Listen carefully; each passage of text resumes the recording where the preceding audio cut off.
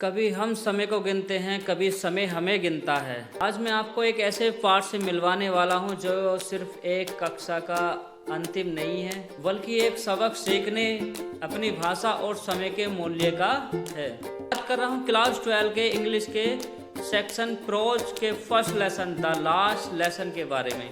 और इस लेसन में मिस्टर हेमेल और फ्रेंच के बारे में बताया गया है। और मिस्टर हेमेल इस लेसन में बताते हैं, हमें गाइड करते हैं कि जो चीज़ हमें जिस समय मिल रही है उस समय हमें उसको सीखना चाहिए। मिस्टर हेमेल दोस्त भी देते हैं, वो खुद को भी दोस्त देते हैं और पेरेंट्स को भी दोस्त देते हैं और खुद स्टूडेंट को भी दोस्त देते हैं। वो कहते हैं कि अगर पेरेंट्स अपने बच्चों को काम ना करवाकर, फैक्ट्रियों में इधर उधर ना भेजकर उन्हें प्रॉपर क्लास में भेजा जाए समय के अकॉर्डिंग, तो बेटर रहेगा।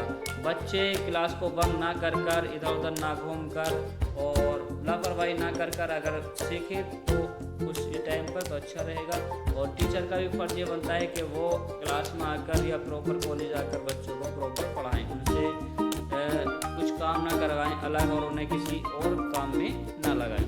तो इस वीडियो में मैं आपको इस लेसन के मोस्ट इम्पोर्टेंट शॉर्ट और लॉन्ग क्वेश्चन के बारे में बताने वाला हूँ। और अगर आप भी बोर्ड एग्ज़ाम की तैयारी कर रहे हैं तो प्लीज़ वीडियो को पूरा देखें और कमेंट करें, लाइक करें और वीडियो को ज़्यादा से ज़्यादा शेयर करें। अगर आपने चैनल को सब्सक्राइब नहीं किया तो प्लीज़ चैनल को सब्सक्राइब भी करें।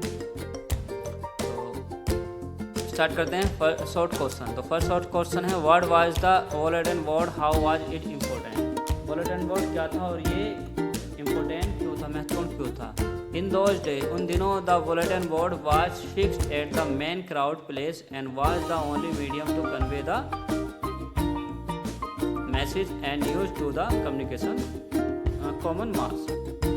यानी उन दिनों बुलेटिन बोर्ड मुख्य भीड़ वाले इलाकों में लगाए जाते थे और आम जनमानस को संदेश में समाचार देने का एकमात्र साधन था। It was important because it was the only mode of communication. और वह महत्वपूर्ण था क्योंकि अधिकारियों और जनता के बीच बातचीत का एकमात्र माध्यम था। नेक्स्ट क्वेश्चन है कि what did M Hamel speak first in the class that day about the last lesson. उस दिन एम हेमेल ने पहली बार कक्षा में आखिरी पाठ के बारे में क्या बोला। M Hamel said addressing his children that it was the last lesson he would give them the order had come from Berlin to teach only German in the school of Elsek and Lorenz।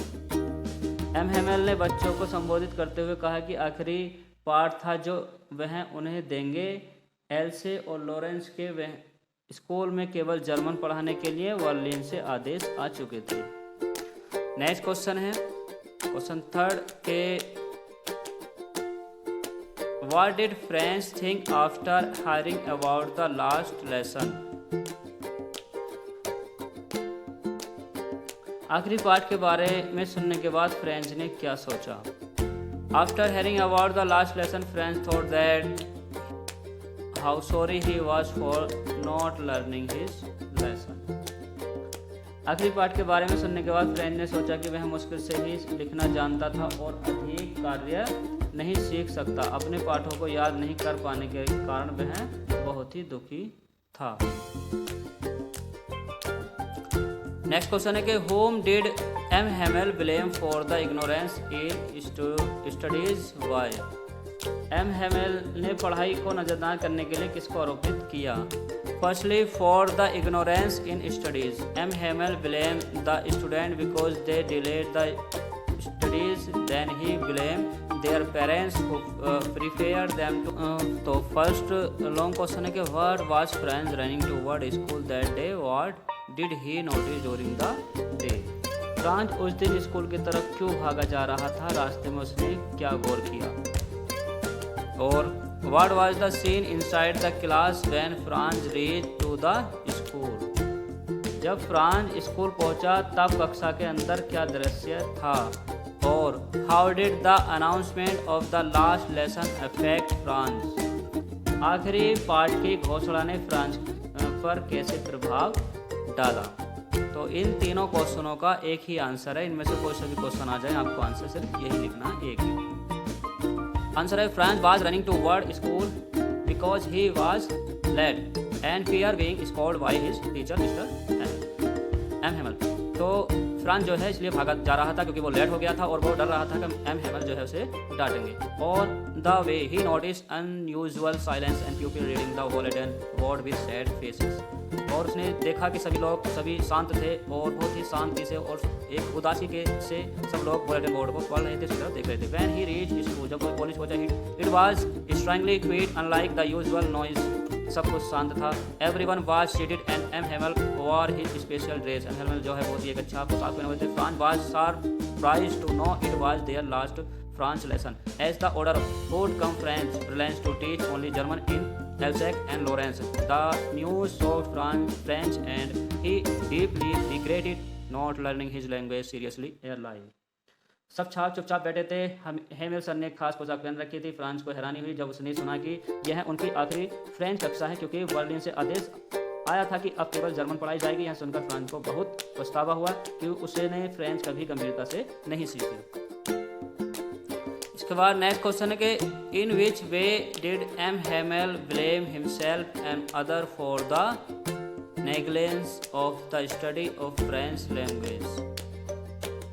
M Hamel ने स्वयं को व दूसरों को French भाषा के अध्ययन में नज़रअंदाजी करने के लिए कैसे आरोपित किया, और या what happened at last, how did M Hamel last the school.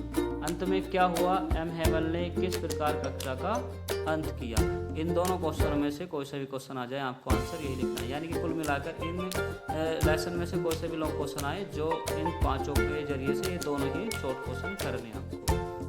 तो answer M Hamel blame himself the parents and the students for neglecting the study of the French language. M Hamel sir ने French भाषा की पढ़ाई में लापरवाही के लिए खुद को, अभिभावकों और छात्रों को जिम्मेदार ठहराया। He admitted that he often gave students holidays or sent them to water his garden inside of teaching. उन्होंने कहा कि अक्सर टीचर जो है या मैं भी बच्चों को छुट्टियां दे देता था और गार्डन में पानी भरने के लिए भेज देता था। He also said that parents perform sending their children to work rather than schools. उन्होंने पेरेंट्स को भी जिम्मेदार ठहराया कि पेरेंट्स ज़्यादातर जो है बच्चों को कॉलेज भेजने के बजाय उन्हें काम पर भेज देते हैं। At last M Hamel